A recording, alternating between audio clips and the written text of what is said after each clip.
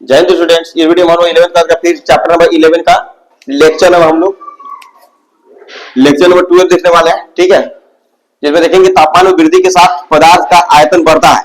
ठीक है, तापमान जब वृद्धि होगा तो किसी पदार्थ का आयतन बढ़ेगा। तो हम लोग जानते हैं कि भाई आयतन जो है घनत्व जो है आयतन के व्युत्क्रमानुपाती मान पाती है। अगर आयतन बढ़ा तो घनत्व क्या हो जाएगा? अगर द्रव्यमान स्थिर है तो घनत्व क्या होगा? घटेगा।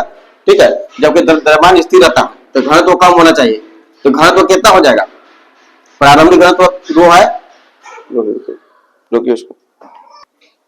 ठीक है, तो rho dash equal to rho by 1 plus gamma delta theta. ठीक है, डेल थीटा कर सकते हैं, इसको लगभग बराबर हो जाएगा rho into 1 minus gamma into del theta हो जाएगा। इसको जब हम लोग एक्सपेंशन करेंगे तो ये मिलेगा। ठीक है, ये डेल थीटा बहुत बहुत छोटा होगा 1 से। यहाँ पर रो डैश क्या है? तो अंतिम घनत्व है, रो क्या है? प्रारंभिक घनत्व है, गामा क्या है? आयतन प्रसार गुणा क्या? डेल थीटा क्या है? तापमान में परिवर्तन है। ठीक है, जब कोई ठोस ना यानी कि सॉलिड जिसका घनत्व रो एस है, ठीक है, द्रव घनत्व यानी कि जिसका घनत्व रो एल है से कम अगर होता है तो यह तैरता है। ठीक है, अब अगर अधिक हो जाएगा तो डूब जाएगा, या उसका कुछ अंश डूबा रहता है। ठीक है, तो कुछ अंश डूबा रहेगा तो कितना अंश उसका डूबा रहेगा? ठीक है, तो rho F equal to F S rho S upon rho L वहां से निकालेंगे हम लोग। ठीक है, जैसे कि कहा जाए कोई सॉलिड है उसका घनत्व कुछ दे दिया है, लिक्विड है उसका घनत्व कुछ दे दिया है, तो बोलेगा कि कितना उसका डूबा हुआ माने उसका आंशिक डूबा हुआ भाग कितना होगा। ठीक है, तो उसे बटा निकाल देंगे तो आ जाएगा मेरा। ठीक है, रो एस ज्यादा है, रो एस से ज्यादा है रो एल तब। ठीक है, जब तापमान बढ़ता है तो रो एस और रो एल दोनों घटेंगे, अतः एफ बढ़ सकती है। एफ मतलब जो डूबने का जो अंश है या घट सकती है या समान रह सकता है उच्च तापमान पर। क्या हो जाएगा? एफ डैश इक्वल टू यानी कि जो डूबने का जो अंश है उसमें परिवर्तन F into 1 plus gamma L del theta बटा में 1 plus gamma S into del theta. Del theta क्या है? तापमान में वृद्धि है। यदि del S greater than del S अगर हो तो F dash greater than F होगा, या डूबा हुआ अंश बढ़ जाएगा। ठीक है, ताप में वृद्धि के साथ पेंडुलम की लंबाई में वृद्धि। पेंडुलम घड़ी होता है ना, घड़ी में जो लटक का झूला हो रहा होता है पेंडुलम उसको बोलते हैं। ठीक है, लोलक कहते हैं हिंदी में। ठीक है, इसलिए समय अंतराल बढ़ेगा, अतः पेंडुलम घड़ी में धीमी हो जाएगी।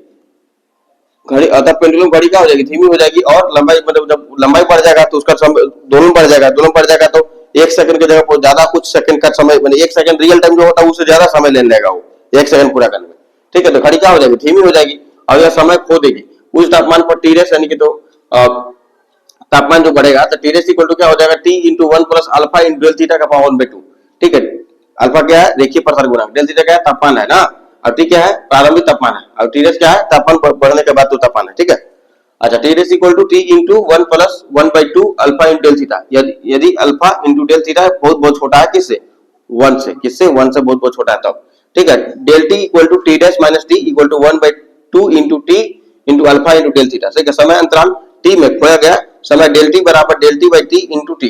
ठीक है, उसमें क्षमता अथवा तापीय क्षमता क्या होता है? जब एल्युमिनियम एवं आयरन के समान द्रव्यमान के दो ब्लॉकों को समान तापमान पर गर्म करते हैं, ठीक है, गर्म करने के बाद उसको दोनों को अलग अलग बर्फ की सीली पर डालते हैं तो एल्युमिनियम वाले बर्फ में अधिक पिघलती है। एल्युमिनियम वाला बर्फ वाले में बर्फ का होगा अधिक पिघलेगा। क्यों?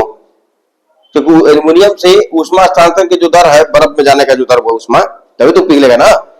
लोहा की अपेक्षा अधिक है, इसीलिए ऐसा हुआ। ठीक है, इससे यह स्पष्ट होता है कि विभिन्न पदार्थ ऊष्मा की भिन्न मात्रा अवशोषित करते हैं अथवा त्यागते हैं।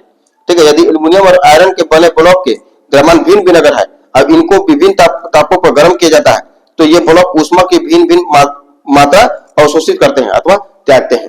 ठीक है, देखिए इस प्रकार किसी पदार्थ को गर्म करने के लिए आवश्यक ऊष्मा की मात्रा जो पदार्थ के द्रव्यमान पर निर्भर करता है, इसके तापमान में परिवर्तन और पदार्थ की प्रकृति पर निर्भर करता है। दिए गए पदार्थ के तापमान में वृद्धि के लिए आवश्यक ऊष्मा की मात्रा को मापने के लिए भौतिक राशि जो है ऊष्मीय क्षमता या तापीय क्षमता कहलाता है। ठीक है, यदि क्यू पदार्थ के तापमान में वृद्धि क्यू पदार्थ के तापमान में वृद्धि डेल टी पैदा करने के लिए आवश्यक ऊष्मा की मात्रा हो तो पदार्थ की ऊष्मीय क्षमता क्या होगा? तो उसमें क्षमता इक्वल टू हो जाएगा S equal to Q by del T. Q क्या यहाँ पर है? क्यू यदि क्यू पदार्थ के तापमान में, क्यू जो पदार्थ का तापमान है, ठीक है, अब वृद्धि है तापमान वृद्धि ये वाला है। ठीक है, अतः किसी पदार्थ का तापमान 1 डिग्री सेल्सियस तक बढ़ाने के लिए आवश्यक ऊष्मा की मात्रा पदार्थ की ऊष्मीय क्षमता कहलाता है। ठीक है, ऊष्मीय क्षमता का मात्रक है, ऐसा मात्रक का चूंकि S equal to Q by T, तो ऊष्मा का मात्रक कूलम हो गया। ना, और तापमान की मात्रा का हो गया, और ऊष्मा की मात्रा जूल हो गया, उसमें एक प्रकार की ऊर्जा है, ऊर्जा की मात्रा जूल हुआ, ठीक है, इसका मात्रा का कूलम हो गया, कूलम नहीं केल्विन, जूल प्रति केल्विन हो जाएगा, इसी को लिखे जूल प्रति केल्विन हटा के डिग्री सेल्सियस पे लगा सकते हैं।